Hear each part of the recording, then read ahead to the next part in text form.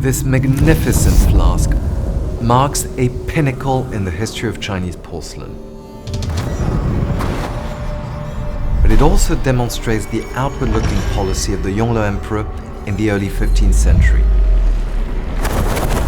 Possibly the most cosmopolitan period in the entire history of China.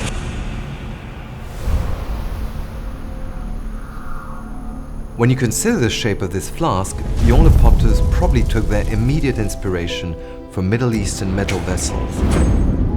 And indeed, this shape is totally unnatural in porcelain. And you will see that it follows very clearly a metalwork prototype. The decoration of the piece also draws from Middle Eastern art.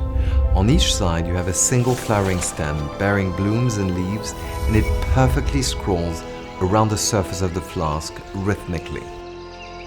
This type of leaf scroll motifs, known as arabesques, are a characteristic Middle Eastern decorative feature that appears endlessly in Islamic art.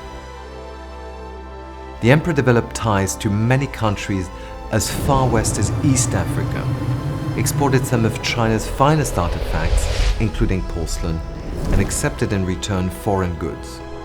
All this led to an exchange of ideas and aesthetic concepts.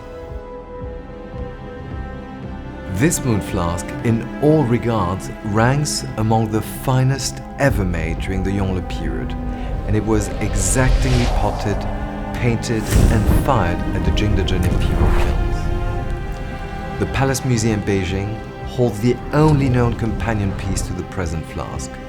This one was discovered in West Yorkshire nearly 40 years ago and has since been kept in the illustrious Tianminlou collection. And it is incredibly exciting for this masterpiece to reappear on the market again after so long.